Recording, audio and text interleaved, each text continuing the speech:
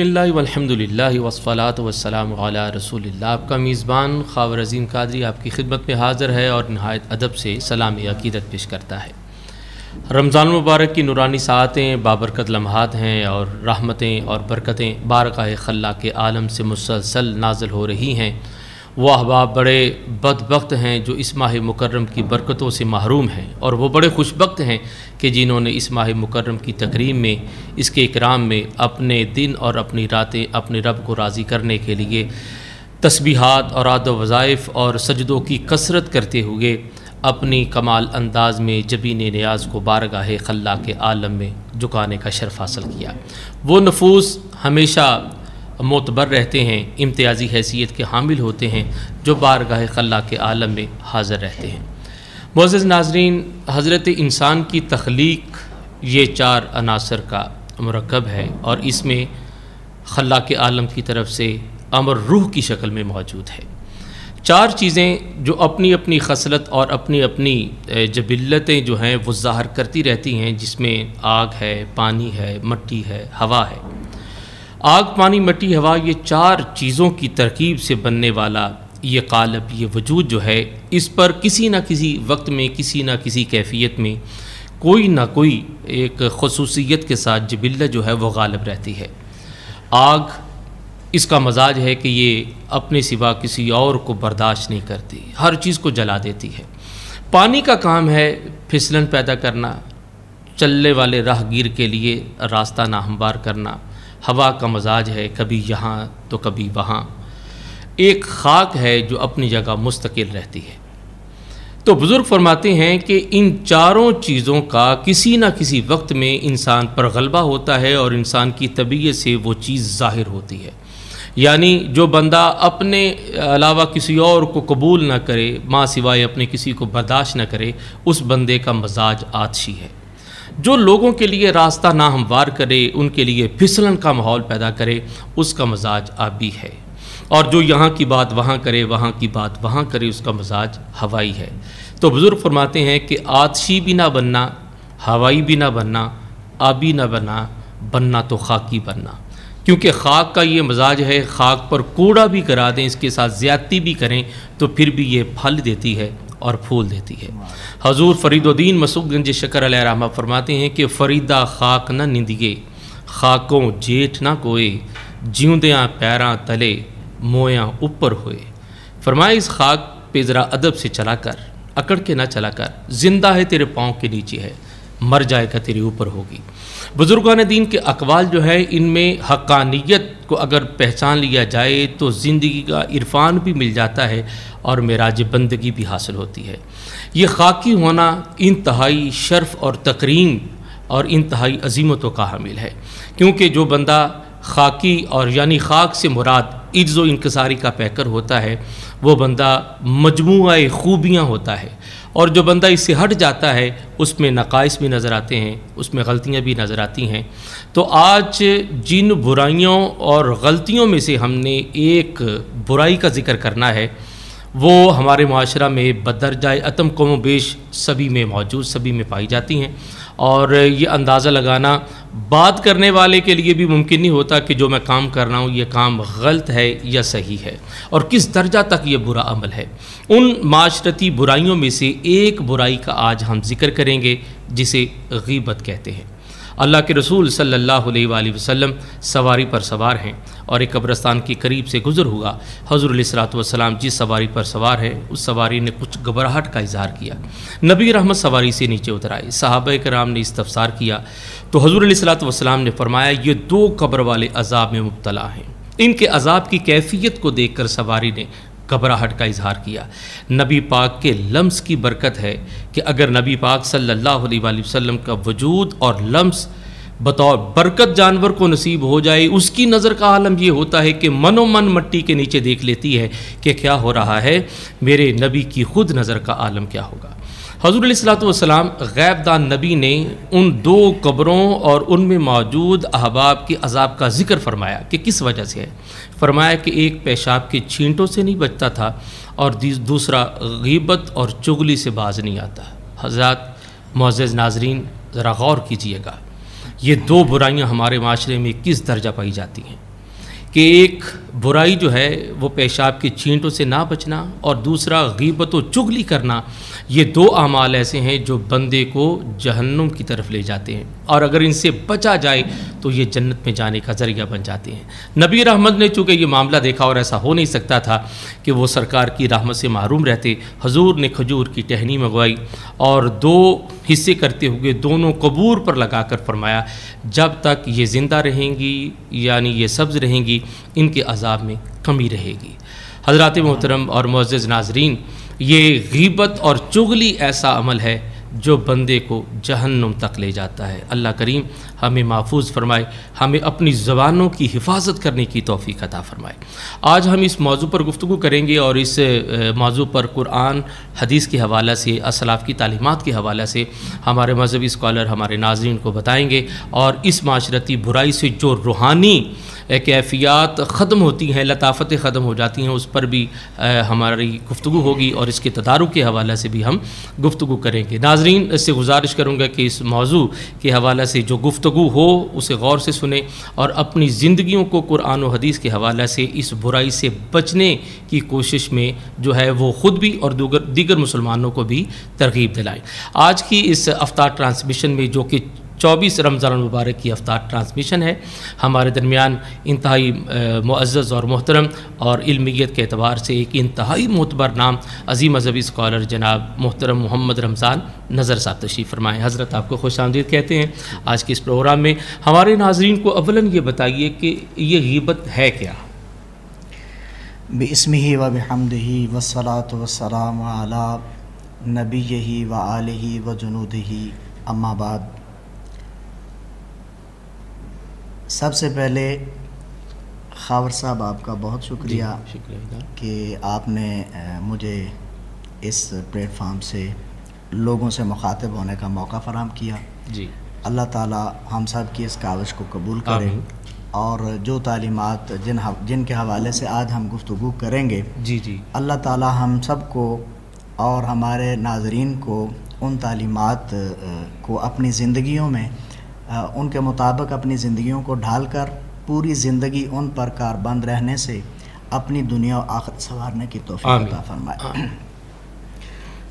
جیسا کہ آپ نے پوچھا ہے کہ غیبت ہے کیا، سب سے پہلے واقعی یہ جاننا ضروری ہے کہ غیبت کیا ہے۔ ٹھیک، بعض اوقات ہم لوگ بات کر رہے ہوتے ہیں اور ہمارے نزدیک جو ہے وہ بات بالکل عمومی ہوتی ہے، ٹھیک ہے، اور ہم سمجھتے ہیں کہ ہم بس محض ایک بات کو ڈسکس کر رہے ہیں، ٹھیک ہے، یا ایک دوسرے تک ایک بات پہنچا رہے ہیں، لیکن اگر اس کا بغور جائزہ لیا جائے جی، تو حقیقت اس کی یہ ہوتی ہے کہ ہم غیبت کر رہے ہوتے ہیں۔ اللہ اکبر، یعنی بات کرتے ہوئے بھی اندازہ نہیں ہوتا، اور یہ ایک ایسا ایک نازک اور ایسا ایک یہ نامعلوم سا گناہ ہو جاتا ہے ہم سے، غیر محسوس نہ چاہتے ہوئے بھی ہو جاتا ہے۔ لیکن بعض اوقات تو اس کا جو اصل محرک ہوتا ہے وہ اس کے پیچھے کچھ خواہش ہوتی ہے، نہ چاہتے ہوئے تو جب ہو تو پھر اس کو ہم غیبت نہیں گردانیں گے، اچھا جی، لیکن اس کے پیچھے خاص مقاصد ہوتے ہیں، انسان کی سرشت ہوتی ہے، اس کی نفسیات ہوتی ہیں، اس کے بہت ساری چیزیں جو ہیں اس کے پیچھے کارآمد ہوتی ہیں، کار فرما ہوتی ہیں۔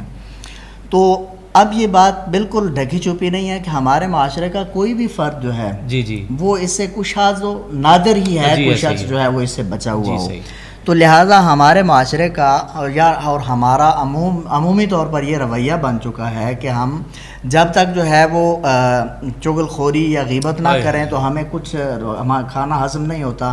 رائی کا پہاڑ بنانا، ایک کے ساتھ 10 لگانا، اور بات کا بتنگڑ بنانے میں جو ہے نا ہم سب ماہر ہیں۔ صحیح۔ تو اس میں بلا تفریق مرد و زن جو ہے وہ شامل ہیں، اس میں نہ کچھ پہلے جو ہے بہت ہم چھوٹے ہوتے تھے تو ہم یہ سنا کرتے تھے اپنے بزرگوں سے کہ عورتیں جو ہیں نا وہ چغلی بہت کرتی ہیں، ٹھیک ہے، عورتیں جو ہیں وہ ایک دوسرے کی غیبت بہت کرتی ہیں، گلہ بہت کرتی ہیں، تو مردوں کو اس سے مستثنا جو ہے وہ قرار دیا جاتا تھا۔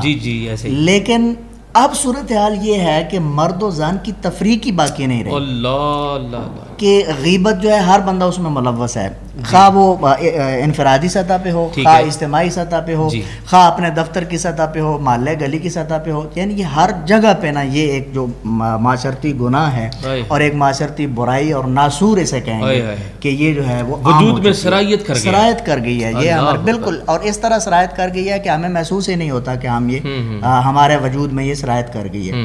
جیسے کہ خون چل رہا ہے نا، جس ہمیں پتہ ہی نہیں ہوتا کہ خون چل رہا ہے، اور حدیث پاک میں ہے کہ شیطان خون میں اس طرح سرایت کر جاتا ہے کہ پتہ ہی نہیں چلتا. تو یہ جو غیبت کا ایک گناہ ہم سے سرزد ہو رہا ہے، یہ بھی ایسے ہی ہے کہ ہمارے اندر سرایت کر گیا. تو لہذا اس حوالے سے ہمیں یہ دیکھنا ہوگا کہ قرآنی تعلیمات اور احادیث طیبہ میں غیبت کے حوالے سے کیا تعلیمات ملتی ہیں، کیا اللہ رب العزت نے غیبت کے حوالے سے کیا فرمایا، آقا کریم علیہ الصلوۃ والسلام نے غیبت کے حوالے سے ہمیں کیا تعلیمات فرمائی ہیں. اگر ہم ان کو سامنے رکھیں تو سامنے کہ وہ پڑھ کر انسان کا جو ہے نا رونگٹے کھڑے ہو جاتے ہیں اور وہ جھنجھوڑ کر رکھ دیتی ہیں. اگر صحیح سالم عقل کا مالک آدمی جو ہے، یعنی وہ اس کو پڑھ لے، تو میں یہ دعوے سے کہہ سکتا ہوں کہ اگر اس کی عقل جو ہے وہ صحیح سالم ہے تو وہ انسان کبھی غیبت کے نزدیک بھی نہیں پھٹکے گا. ایسی تعلیمات ہیں اور ایسے جھنجھوڑ کر رکھ دینے والی تعلیمات ہیں. اب قرآن پاک میں اللہ رب العزت نے ارشاد فرمایا، سورہ حجرات میں ہے، اور سورہ حجرات کی ایک خصوصیت ہے. اچھا جی. سورہ حجرات ایک ایسی صورت ہے کہ اس میں اللہ رب العزت نے زندگی جینے کے طریقے ہی سکھائے. واہ واہ واہ واہ واہ، سبحان اللہ. اور ان تعلیمات صرف سورہ حجرات، پورا قرآن پاک تو الگ بات ہے نا، بہت بڑی بات ہے، اگر ہم بے شمار مضامین ہیں، مضامین ہیں جی. لیکن میں یہ بالکل آنیسٹلی کہہ رہا ہوں جی کہ اگر ایک سورہ حجرات کی تعلیمات پہ عمل کر لیا جائے، جو اللہ رب العزت نے اس میں مضامین اور اس میں جو انسانیت کی اور بالخصوص مومنوں کی جو تعلیم فرمائی ہے، حسن معاشرت ہے اس میں، اور اس پر عمل کر لیا جائے تو آپ کی دنیا بھی سنور جائے گی، آپ کی آخرت بھی سنور جائے گی. کیسے؟ اس کا جو پہلا حصہ ہے اس میں آداب بارگاہ رسالت اللہ رب العزت سکھائے، جو ہمارے دین کی، دنیا کی اور آخرت کی اور ایمان کی جان ہے. سبحان اللہ. اس کی بارگاہ اور اس ذات کے ساتھ کیسے پیش آنا ہے وہ اللہ رب العزت نے. اس کے بعد پوری صورت میں آداب معاشرت سکھائے گئے. ٹھیک ہے. اور یہ جو آیت ہے ہمارے اس موضوع کے حوالے سے، اس میں اللہ رب العزت فرما رہا ہے کہ آیت کا میں نے اگلا حصہ لیا ہے جس میں بالکل ہمارا موضوع، وَلَا يَغْتَبْ بَعْضُكُمْ بَعْضًا أَيُحِبُّ أَحَدُكُمْ أَن يَأْكُلَ لَحْمَ أَخِيهِ مَيْتًا فَكَرِهْتُمُوهُ وَاتَّقُوا اللَّهَ إِنَّ اللَّهَ تَوَّابٌ رَحِيمٌ. صدق اللہ مولانا العظیم. اللہ رب العزت نے ارشاد فرمایا، اس کا مفہوم ذرا میں بیان کر دوں. اللہ تعالیٰ فرما رہا ہے، اب یہ وَلَا يَغْتَبْ یہ حکمیہ انداز ہے. سب سے پہلی بات تو یہ ہے کہ حکمیہ انداز میں اللہ رب العزت نے فرمایا ہے کہ ولا یغتب، جی غیبت نہ کیا کرو. اللہ اکبر. بعضکم بعضا، ایک دوسرے کی آپس میں جب بیٹھتے ہو، بات چیت کرتے ہو اور اپنے معاملات ایک دوسرے ڈسکس کرتے ہو تو غیبت جو ہے وہ نہ کیا کرو، ایک دوسرے کے پیٹھ پیچھے اس کی برائی بیان نہ کیا کرو. اللہ اکبر اللہ اکبر. حضرت غیبت کی ذرا تعریف بیان فرما دیجیے. ابھی بیان جو اسی طرف میں آ رہا ہوں. جی جی. اس کا میں مفہوم بیان کر رہا ہوں، تعریف کی طرف بھی آتا ہوں. اب یہاں پہ غیبت کا لفظ استعمال ہوا ہے تو غیبت ہے کیا وہ بھی ہم جانیں گے انشاءاللہ. تو اللہ رب العزت نے حکمیہ انداز میں منع فرما دیا ہے. اللہ اکبر. پورے قرآن پاک میں جہاں بھی اوامر، دو چیزیں، اوامر اور نواہی دونوں، بعض کاموں کرنے کا حکم دیا گیا ہے اور بعض کاموں سے رکنے کا حکم دیا گیا ہے، یعنی ان کو منع کیا گیا کہ یہ نہیں کرنا. تو لہٰذا یہ دونوں چیزیں ہیں، جس میں کسی کام کے کرنے کا حکم ہے یہ بھی ہم پر فرض ہے وہ کرنا. اچھا. اور جن کی طرف سے اللہ تعالیٰ کی طرف سے جن کاموں سے رکنے کا حکم ہے وہ بھی ہم پہ فرض ہے کہ ان سے رک جائیں. واہ واہ واہ، سبحان اللہ جی. تو یہ ولا یغتب بعضکم بعضا، اس میں فرمایا کہ ایک دوسرے کی پیٹھ پیچھے برائی نہ کیا کریں. یہ بھی امر کا صیغہ حکمیہ ہے. اللہ رب العزت گویا کہ حکمن فرما رہا ہے کہ اے مومنو تم ایک دوسرے کی برائی اس کے پیٹھ پیچھے نہ کیا کرو. اور پھر فرمایا کہ اگلی جو بات ہے جس کے ساتھ اس غیبت کو تشبیہ دیا گیا ہے، اچھا، وہ انتہائی ہولناک اور انتہائی جھنجھوڑنے والی ہے. یعنی اس آیت کریمہ کے اگلے حصے میں اللہ رب العزت فرما رہا ہے کہ یعنی اگر تم غیبت کرتے ہو، اس کے مرتکب ہوتے ہو یا کرنا چاہتے ہو تو کیا ایحب احدکم ان یاکل لحم اخیہ میتن. اللہ اکبر. اچھا تو اگر تم یہ فعل کرنا چاہتے ہو, اس فعل کا ارتکاب کرنا چاہتے ہو, اس کی طرف تمہارا ذہن, تمہارا دل اگر مائل ہے یا تمہاری طبیعت اس سے خوش ہوتی ہے اور تمہیں لذت محسوس ہو رہی ہے, کرنا چاہ رہے ہو یہ کام, یہ عمل غیبت کرنا چاہ رہے ہو, تو پھر کیا تم یہ پسند کرتے ہو کہ اپنے مردہ بھائی کا گوشت کھاؤ؟ استغفر اللہ اکبر. تو یہ بہت بڑی جو ہے نا ایک دل دہلا دینے والی بات ہے کہ مردہ بھائی کے گوشت کے کھانے کا تصور کرنا بھی جو ہے وہ ایک ذہن پہ گراں گزرتا ہے, دل پہ اس میں ہوک اٹھتی ہے کہ بھائی مردہ پڑا ہے اور اس کا گوشت کھاؤں. انسان کی طبیعت اور انسان کا جو ہے نا وہ بالکل اس طرف جاتی ہی نہیں ہے. تو لیکن اللہ رب العزت نے آگے فرما دیا کہ فَكَرِهْتُمُوهُ, یقیناً تم اس کو ناپسند کرتے, یعنی اپنے مردہ بھائی کا گوشت کھانا یقیناً تم کیا کرتے ہو, ناپسند کرتے ہو. لیکن اس کے باوجود اگر تم یہ ناپسند کرتے ہو نا کہ اپنے مردہ بھائی کا گوشت کھانا جس طرح تم ناپسند کرتے ہو, تو پھر میں رب تمہیں یہ حکم دے رہا ہوں کہ اسی طرح تم غیبت کرنے کو بھی ناپسند کرو. اللہ اللہ اللہ اللہ. حضرت آپ کے اس جو ہے وہ خوبصورت انداز سے اور کلام سے اور قرآن کریم میں اللہ کریم کے اس حکم سے پتہ چلتا ہے. مجھے ایک بڑے ہمارے بزرگ تھے, ان کی بات یاد آ گئی کہ ایسا ہی ہے غیبت کرنا کہ جیسے اپنے مردہ بھائی کا گوشت کھانا. تو ان کا مجھے قول یاد آ رہا تھا, وہ فرمایا کرتے تھے کہ لفظ جو ہیں یہ دانت رکھتے ہیں, اللہ, لفظوں کے دانت ہوتے ہیں بالکل, اور یہ کاٹتے بھی ہیں. تو غیبت ایسی چیز ہے, اللہ اکبر, کہ اپنے مردہ بھائی کے گوشت کھانے جیسا یہ عمل ہے. ایسے ہی تو غیبت کے حوالے سے ہمارے ناظرین کو جو مزید تفصیل کے ساتھ بتائیے گا کہ کون سے ایسے مقامات ہیں کہ جس حوالہ سے غیبت کا حکم آتا ہے, اور کون سے ایسے مقامات ہیں جو اس سے مبرہ ہیں. جی میں اس طرف آؤں گا. اب یہ ہے کہ جو فَكَرِهْتُمُوهُ, جی کہ اللہ تعالیٰ نے فرمایا کہ تم اس کو ناپسند کرتے ہو. جی اب اس کے ساتھ ہی آگے جو مجھے تھا نا کہ قرآن کریم کے حوالے سے غیبت کی تھوڑی سی مطلب وضاحت کر دی جائے, یا اس کا حکم کیا ہے. جی تو اب یہ بات منع کرنے سے, اس امر سے منع کرنے سے, اس فعل سے منع کرنے کے بعد جو ہے ایک مثال دی اللہ تعالیٰ. اور قرآن پاک کا یہ اعجاز ہے کہ وہ چیزوں کو مثالوں سے سمجھاتا ہے. اور انسان کی یہ نیچر ہے, فطرت ہے کہ وہ ڈائریکٹلی بات کم سمجھتا ہے, مثال کے ساتھ زیادہ اچھے طریقے سے سمجھتا ہے, آسانی سے. یہ انسانی فطرت ہے, نیچر ہے, اس کی نفسیات ہے. تو لہٰذا اللہ تعالیٰ نے یہاں پہلے حکم لگایا کہ یہ کام نہ کیا کرو, پھر اس کی جو ہے سنگینی ہے, اس کی جو مطلب ہے مطلب برائی ہے, اس کا جو اعلیٰ درجے کی برائی ہونا جو ہے, اس کو ایک مثال سے ثابت کیا کہ یہ مثال ایسے ہی غیبت کرنا جو ہے وہ بھائی کے مردہ گوشت کھانے کے مترادف ہے. تو اب آگے فرمایا واتقوا اللہ.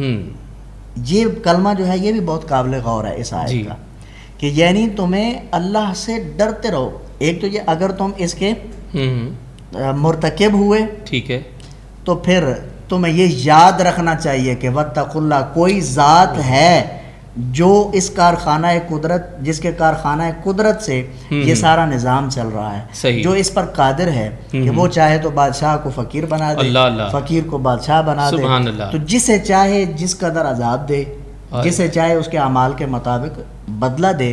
تو لہذا اگر یہ یہاں پر واتقوا اللہ کا لگانا اس غیبت کے ساتھ لگانا خاص ہے, کہ مطلب یہ اس کی سنگینی اتنی ہے کہ اگر تم اس جرم کے مرتکب ہوئے, ٹھیک ہے, تو پھر تمہیں اس رب کا بھی خیال رکھنا چاہیے کہ جو قادر ہے اور ہر چیز پر قادر ہے اور ہر طرح کی قدرت رکھتا ہے, پھر اس کے سامنے بھی ایک دن پیش ہونا ہے. لہذا اس ذات کا تصور تمہارے ذہنوں میں ہونا چاہیے, تاکہ تم ہر وقت جو ہے اس کے تصور کے ساتھ جب رہو گے تو اس سے ڈرو گے, تو تم ایسے کاموں سے باز رہو گے. سبحان اللہ. تو اس لیے یہاں کہ تقوی بھی اختیار کرو, اور پھر ساتھ میں آگے امید بھی دلا دی.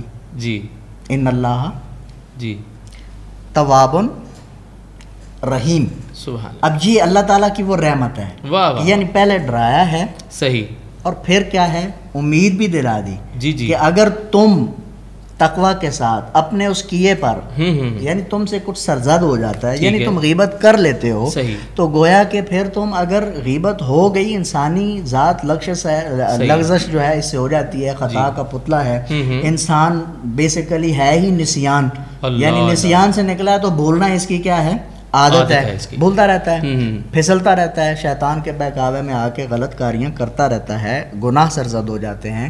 لیکن اللہ فرما رہا ہے کہ پھر یہ مایوس نہیں ہو جانا، یا پھر میری طرف سے پیٹ پھیر کے ہمیشہ کی طرح جو ہے ہمیشہ کے لیے میری بارگاہ سے دور مت ہونا. ایک راہ ہے، ان اللہ تواب الرحیم. اگر اللہ کی بارگاہ میں توبہ کرو گے تو میں رب تمہیں پھر کیا کروں گا؟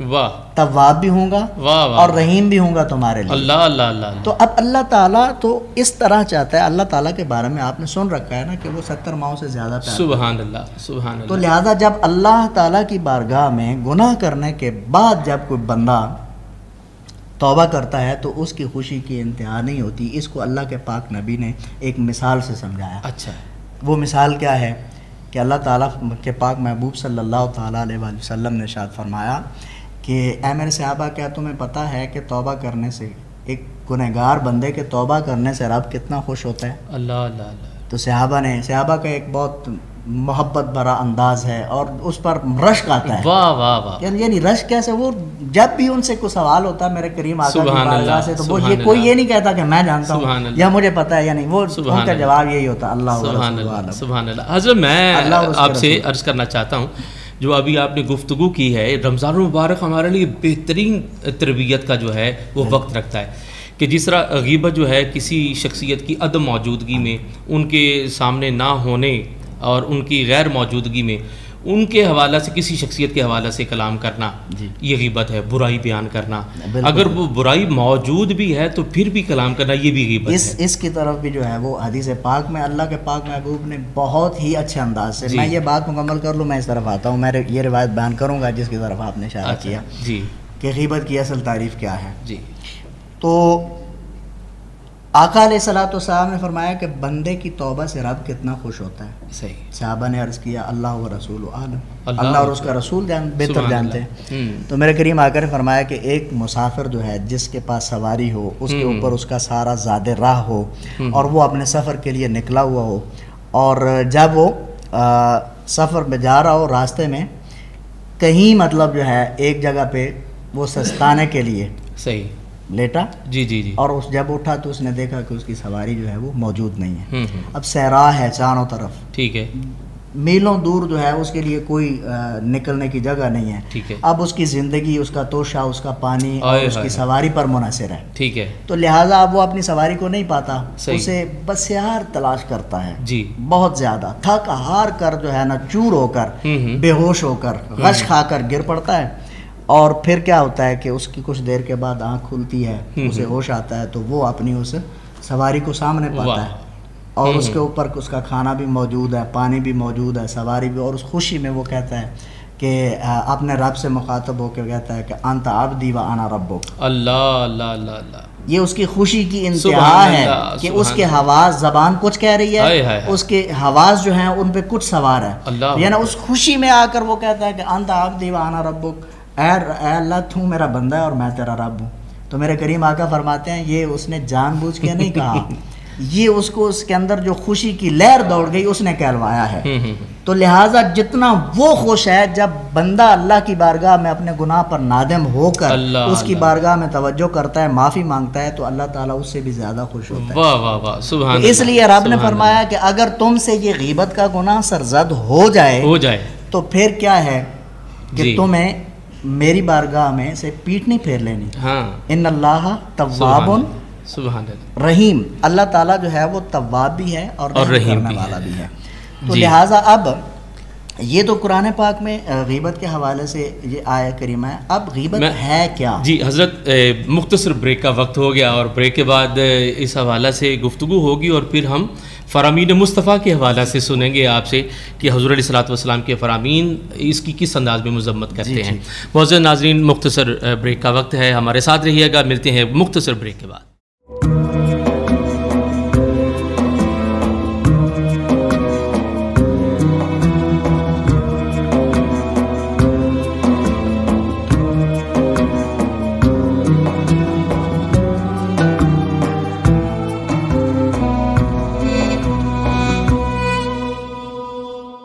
معزز ناظرین، بریک سے قبل ہمارے معزز مہمان جناب عزت مآب محمد رمضان نظر صاحب غیبت کے حوالہ سے کلام کر رہے تھے، اور قرآن مقدس کی آیا مبارکہ کی روشنی میں انہوں نے بتایا کہ اس غیبت جیسے عمل کی قرآن نے کس طرح مذمت کی ہے۔ تو میں ان کی خدمت میں عرض کروں گا کہ حدیث رسول صلی اللہ علیہ وآلہ وسلم اس عمل غیبت کی مذمت کس طرح کریں؟ جی میں نے آیہ کریمہ کے حوالے سے جو گزارشات پیش کی ہیں اس میں صرف غیبت کی مذمت اور غیبت کیا ہے اور اس کی مثال اللہ تعالیٰ نے کیسے دی ہے۔ اب میں ایک روایت جو ہے وہ غیبت کی تعریف کے حوالے سے خود آقا علیہ السلام نے جو تعریف بیان فرمائی غیبت کی وہ بیان کرتا ہوں، اور پھر اس کی مذمت کی طرف جو ہے وہ آتے ہیں۔ تو معلم انسانیت امام الانبیاء صلی اللہ تعالیٰ علیہ وآلہ وسلم نے اس غیبت کی حقیقت کو اس طرح واضح فرما دیا ہے کہ اگر وہ جان لی جائے اور اس کے بعد پھر غیبت کے بارے میں کوئی ابہام باقی نہیں رہتا۔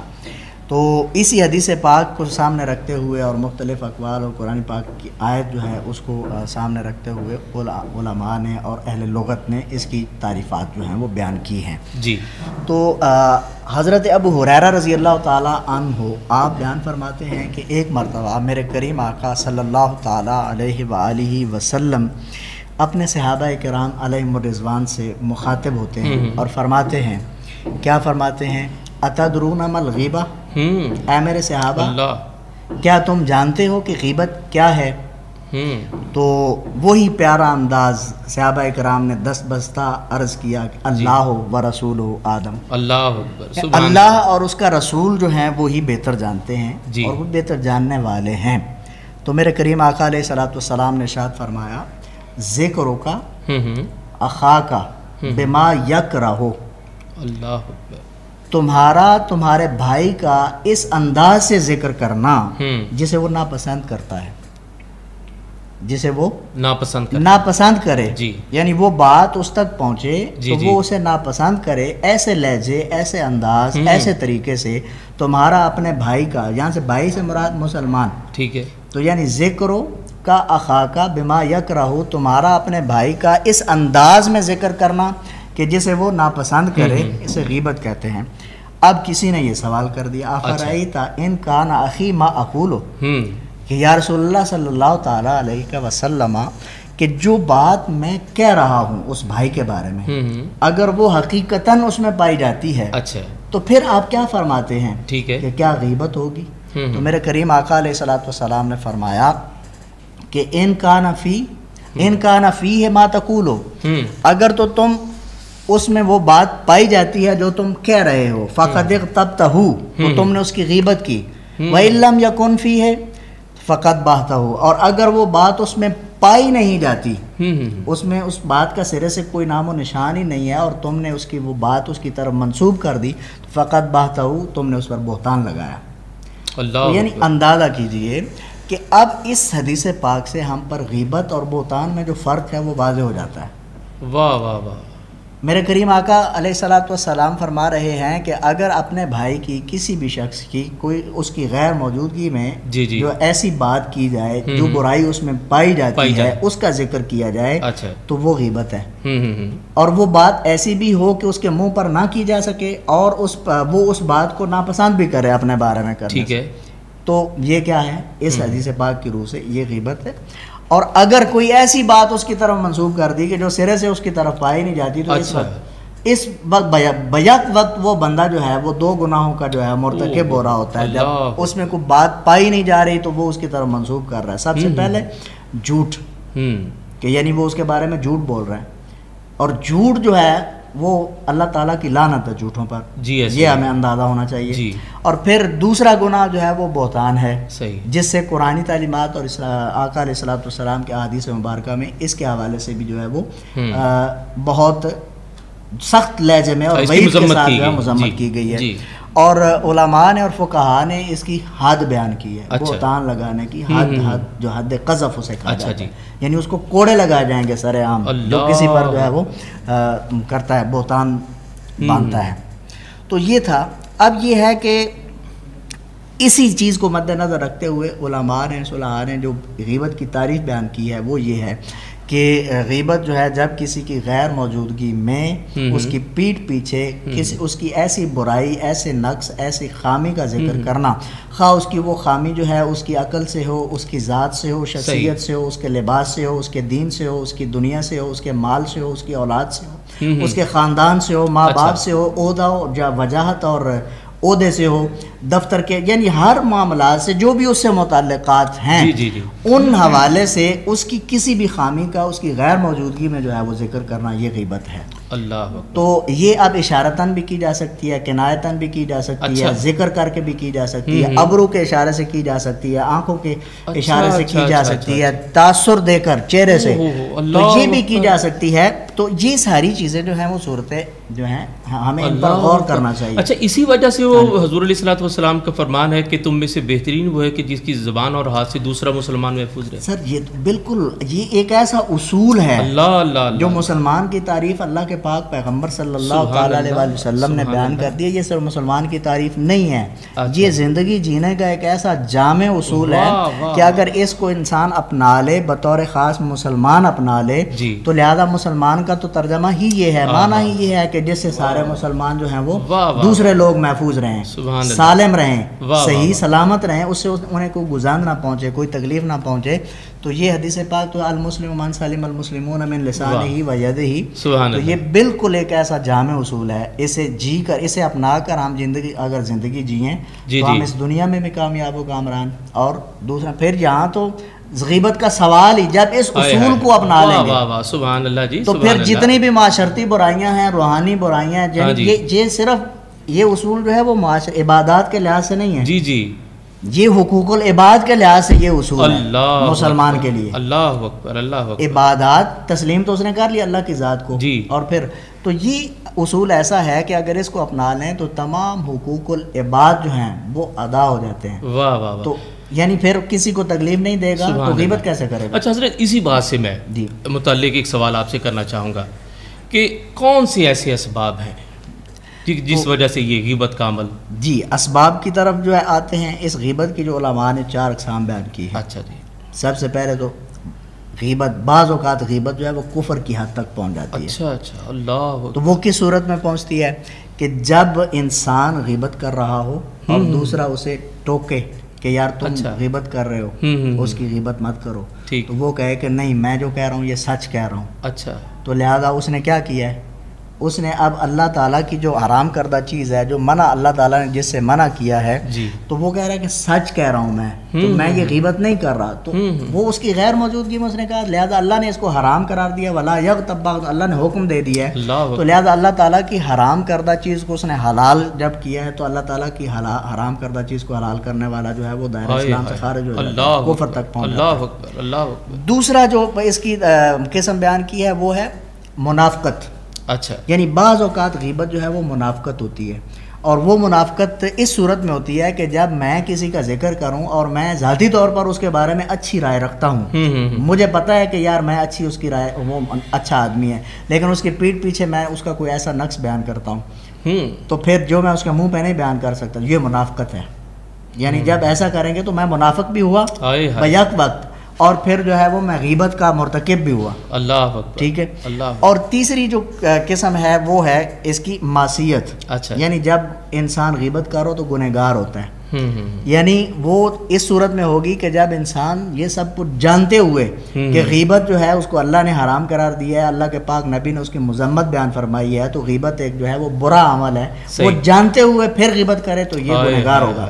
اللہ اکبر، اللہ اکبر۔ تو اب چوتھی جو صورت ہے وہ علماء نے جو بیان کی ہے وہ یہ ہے کہ غیبت وہ کر رہا ہو، یعنی وہ اس کو جائز قرار دیا ہے۔ اچھا، یعنی کہ وہ جائز کس صورت میں ہوگی کہ یعنی ایسا کو فاسق جو علل اعلانیہ فسق و فجور میں مبتلا ہے، اس کی باتوں کا لوگوں کو پہنچانا یعنی اس کا تذکرہ کرنا کہ یار یہ فسق و فجور میں مبتلا ہے، اس سے بچا جائے اس نیت سے. یا مطلب یہ ہے کہ کسی سے کوئی مشورہ طلب کرنا کسی کام کے حوالے سے. مثال کے طور پر محلے میں اگر کوئی گھر ہے تو کسی نے رشتہ کسی گھر دیکھا ہے تو وہ اڑوس پڑوس سے بات پوچھتا ہے کہ یار یہ لوگ کیسے ہیں. تو ایسے موقع پر جو ہے ان کی اچھائیوں کو بھی اور ان کی برائیوں کو بھی اس پر ظاہر کر دینا یہ غیبت نہیں ہوگی. ایسی چیز یہ غیبت جائز ہوگی، اس کی جائز صورت ہوگی.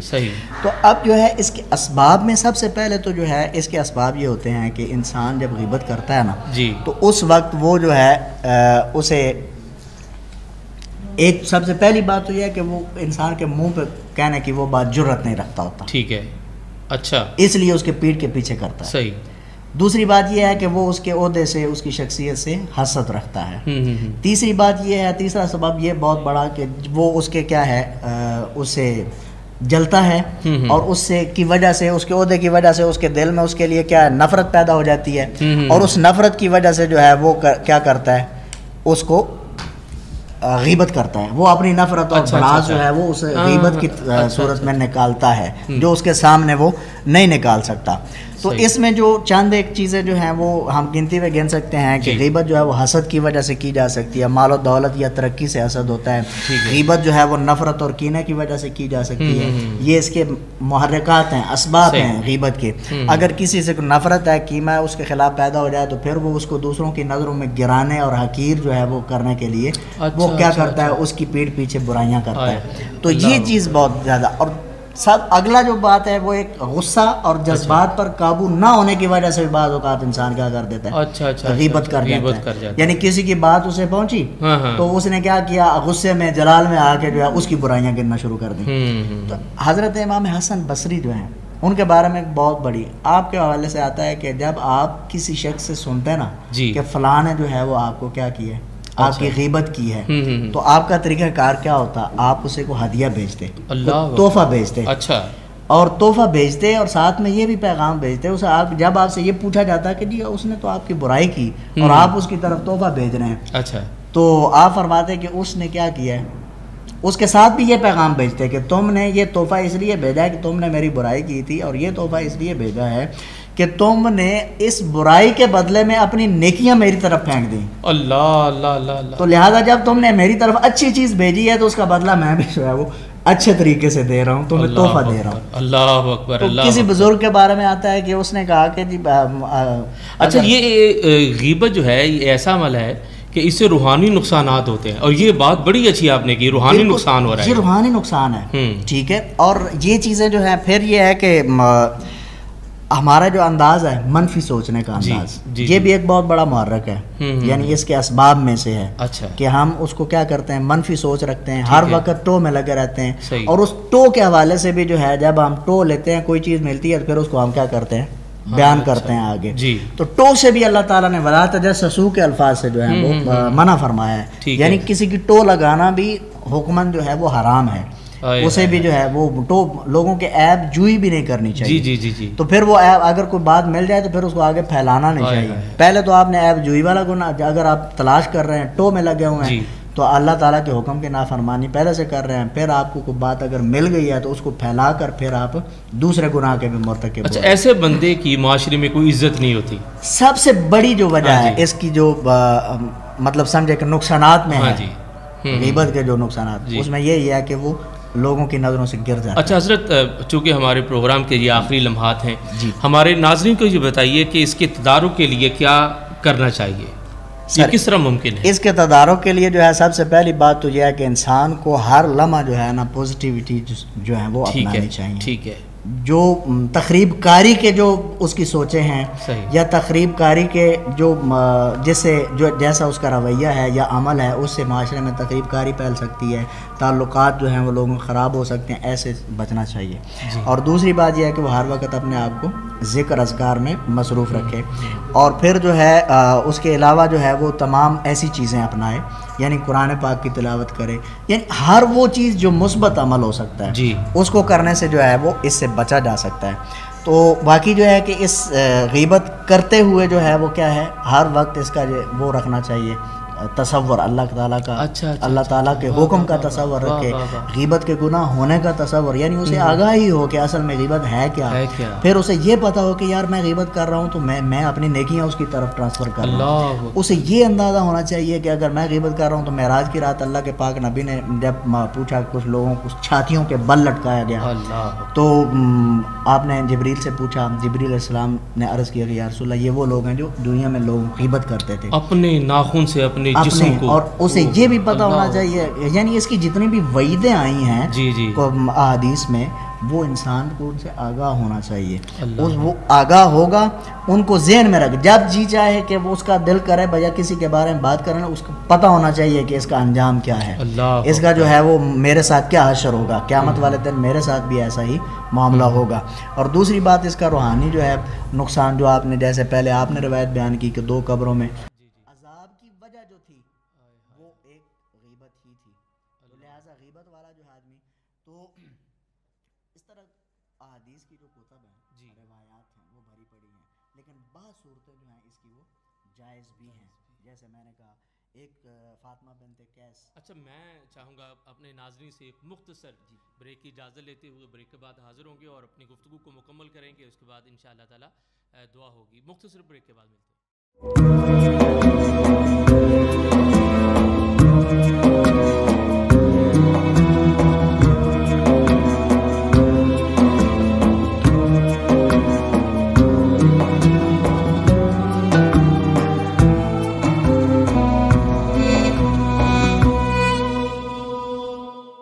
معزز ناظرین، ایک بار پھر آپ کو خوش آمدید کہتے ہیں. آج ہمارا موضوع غیبت کے حوالے سے تھا اور غیبت کے بارے میں قرآن نے کس طرح مذمت کی، احادیث رسول کے حوالے سے بھی ہمارے مذہبی اسکالر نے بتایا، اور اس کے روحانی اور معاشرتی کیا نقصانات ہیں، اور پھر اس کے تدارک کے حوالے سے بھی بڑی مفصل آپ نے گفتگو فرمائی. پیغام ہم آج کی اس نشست میں اپنے ناظرین کو دینا چاہتے ہیں، اور یہ خوبصورت پیغام جو ہے اسے اپنے وجود کا، اپنی زندگی کا حصہ بنائیں.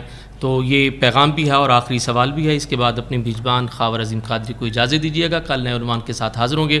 اور سوال یہ ہے حضرت، جہاں غیبت کرنے والے کی مذمت ہے وہاں پر کچھ ایسے نیک لوگ بھی معاشرے میں پائے جاتے ہیں جو غیبت کرنے والے کو موقع پر روکتے ہیں کہ یہ کام نہ کرو، اس کی جزا کیا ہے روکنے والے کو؟ جی بہت اچھا سوال کیا آپ نے. اور آج کے اس پروگرام کا جو لب لباب ہے وہ 2 چیزیں ہیں. ایک تو ہمیں غیبت سے بچنا ہے، اور دوسرا اگر کہیں غیبت ہوتی دیکھیں تو اس کو بھی اپنے دوست کو بچانا ہے. اور پھر اس کا اجر و ثواب اللہ کے پاک محبوب نے کیا بیان فرمایا ہے وہ دیکھیے کہ یہ حدیث پاک ہے جو آقا علیہ الصلوۃ والسلام نے فرمایا کہ جو مسلمان اپنے بھائی کی آبرو ریزی ہونے کے درمیان دفاع کرے گا، یعنی جب کوئی اس کی عزت اچھال رہا ہو تو وہ مسلمان بھائی اسے روک دے کہ نہیں بھائی تم اس سے باز آ جاؤ. تو آقا علیہ الصلوۃ والسلام نے ارشاد فرمایا کہ اللہ تعالیٰ کی ذات پر یہ حق ہے. اچھا، یعنی اللہ کی ذات پر، دوسرے لفظوں میں کہہ لیں کہ اللہ کی ذات پر یہ واجب ہے کہ وہ اللہ تعالیٰ اس انسان کو جو اپنے آبرو بھائی، مسلمان بھائی کی آبرو ریزی ہونے سے بچا رہا ہے، اس کی غیبت ہونے سے روک رہا ہے، تو اللہ تعالیٰ جہنم سے اسے آزاد فرما دے. اور پھر آقا علیہ الصلوۃ والسلام نے ساتھ میں یہ آیت بھی تلاوت فرمائی، وَكَانَ حَقًّا عَلَيْنَا نَصْرُ الْمُؤْمِنِينَ، یعنی اللہ تعالیٰ فرماتا ہے کہ ہم پر مومنوں کی مدد کرنا جو ہے وہ فرض ہے، واجب ہے. یعنی یہ آیت کا تلاوت کرنا اس بات کی دلیل ہے کہ اللہ تعالیٰ اپنے ذمہ لازم کر لیتا ہے کہ جو بندہ کسی کی غیبت کو ہوتے ہوئے دیکھے اور سنے اور اسے روکے تو اللہ تعالیٰ جہنم کے اسے آزاد کر دے. یہ ضروری ہوگا. دوسری روایت میں یہ ہے کہ جب کوئی ایسی صورتحال ہو تو جو بندہ روکتا ہے اس کا انعام اللہ کی بارگاہ میں یہ ہے کہ اللہ تعالیٰ اس کی اس جگہ پر مدد فرمائے گا کہ جس جگہ اسے اشد مدد کی ضرورت ہوگی. اور جو اس کے خلاف یعنی اس کی ہاں میں ہاں ملائے گا تو اس کے لیے یہ ہے کہ اللہ تعالیٰ اس کی اس موقع پر مدد نہیں فرمائے گا جب اسے اشد مدد کی ضرورت ہوگی. تو یہ ایک تعلیمات ہیں اسلام کی، اور اللہ تعالیٰ جو ہے ہمیں اس تمام چیزوں سے سبق حاصل کرنے کی توفیق عطا فرمائے.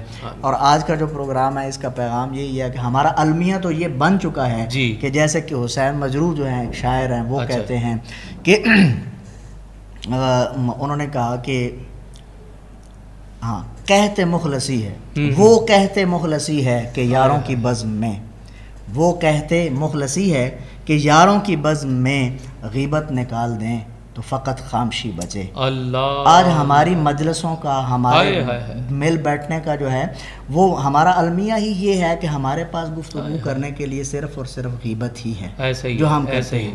تو میں یہ کہتا ہوں کہ جو اعلیٰ درجے کے لوگ ہوتے ہیں، بلند خیال، اعلیٰ، جن لوگوں کو اگر 3 کیٹیگریز میں شامل کریں تقسیم، تو جو بلند درجے کے اعلیٰ خیال کے مالک اور اعلیٰ عقل و ذہن رکھنے والے، وہ جب اکٹھے ہوتے ہیں تو وہ اعلیٰ اہداف کو ڈسکس کرتے ہیں، سبحان یعنی اللہ، بلند مقاصد کو ڈسکس کرتے ہیں. وہ آپس میں یہ کہتے ہیں کہ یار مجھے قرآن پاک کی تعلیمات کو عام کرنا ہے، مجھے یعنی ایسے اچھے مقاصد جو ان کو بلندیوں کی طرف لے جاتے ہیں. اور جو درمیانہ طبقہ ہے نا، جب وہ اکٹھے ہوتے ہیں، درمیانہ ذہن والے لوگ، تو وہ اکٹھے ہوتے ہیں تو وہ ملک کی سیاست کو ڈسکس کریں گے، ملک کی معاملات کو ڈسکس کریں گے، ایسے جو ہیں وہ. لیکن جو سب سے نچلا طبقہ ہے، جو بہت یعنی جن کا بیمار ذہن کے مالک ہیں، جب وہ اکٹھے ہوتے ہیں تو وہ آپس میں ایک دوسرے کی غیبت کو ڈسکس کرتے ہیں. تو لہٰذا اب ہمیں سوچنا ہے کہ ہم ان کے اعلیٰ سطح کے لوگوں میں شامل ہونا، ہم اپنا خود ہی جو ہے موازنہ کر سکتے ہیں کہ ہم کس درجے میں آتے ہیں. یوں کہہ لیجئے کہ اگر غیبت جیسے اس کبھی عمل سے بچنا ہے تو پھر اپنی نشست کو بدلنا پڑے گا، اپنی سوسائٹی کو بدلنا پڑے گا، اپنے احباب کو بدلنا پڑے گا. جنہیں یہ نفسانی بیماری لگی ہوئی ہے، ان بیماروں سے ہٹ کر اچھی سوچ رکھنے والے احباب میں شامل ہونا چاہیے. حضرت دعا فرمائیے اللہ ہمیں اس برائی سے محفوظ رکھے. الحمدللہ رب العالمین والعاقبۃ للمتقین والصلاۃ والسلام علی سید الانبیاء والمرسلین وعلی آلہ واصحابہ اجمعین. یا پروردگار، تیرا پاک ماہ مبارک ہے، رمضان مبارک کی پرکیف پرنور گھڑیاں ہیں.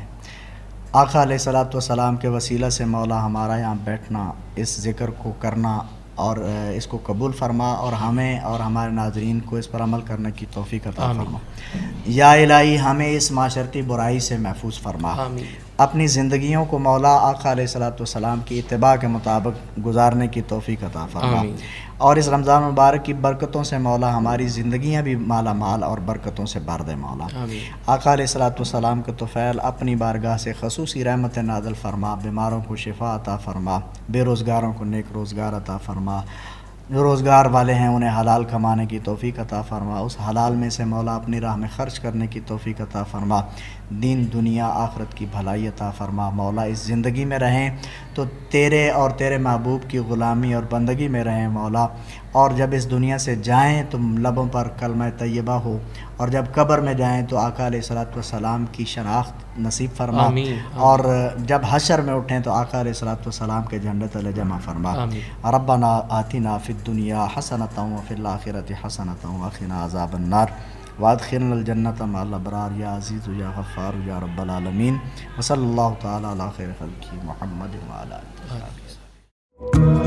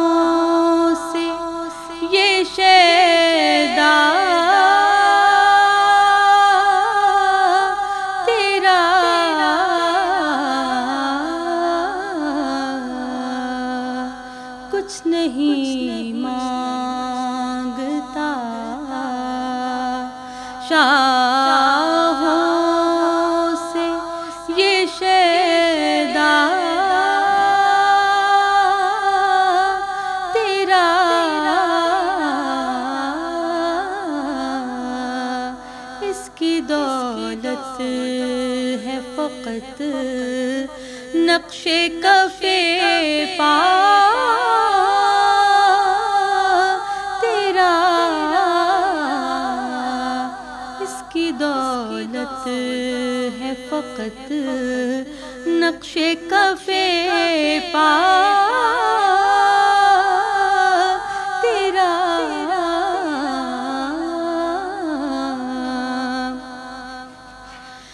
دستگیری میری تنہا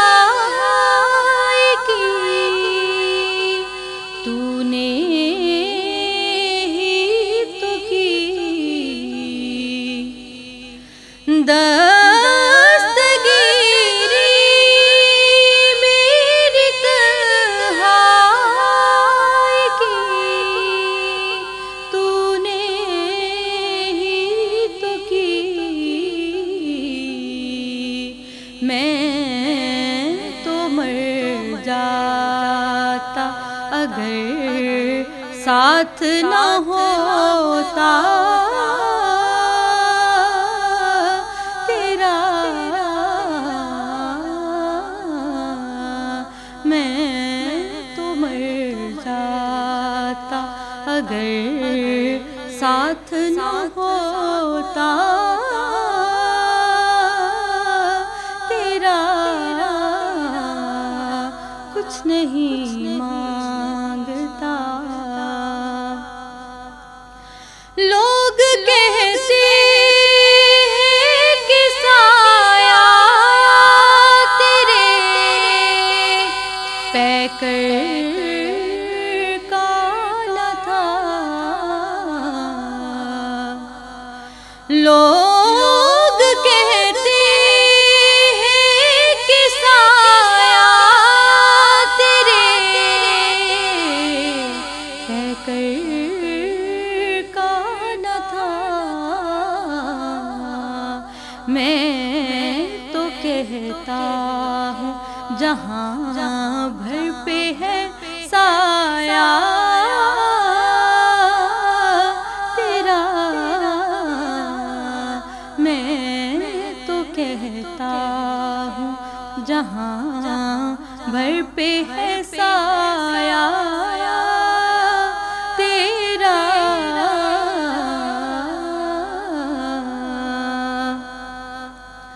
پورے قد سے جو کھڑا ہوں تو ہے یہ تیرا کرم پورے قد سے جو کھڑا ہوں تو ہے یہ تیرا کرم مجھ کو جھکنے نہیں دیتا ہے سہارا تیرا مجھ کو جھکنے نہیں دیتا ہے سہارا تیرا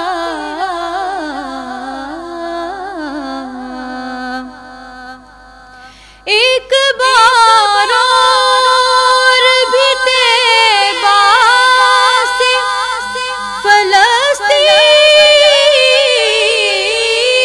فلسطین میں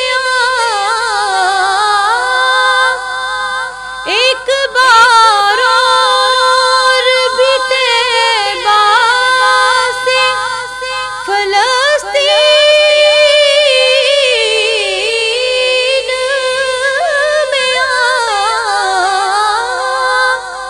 ایک بار اور بھی طیبہ سے فلسطین میں راستہ دیکھتی ہے مسجد اقصی تیرا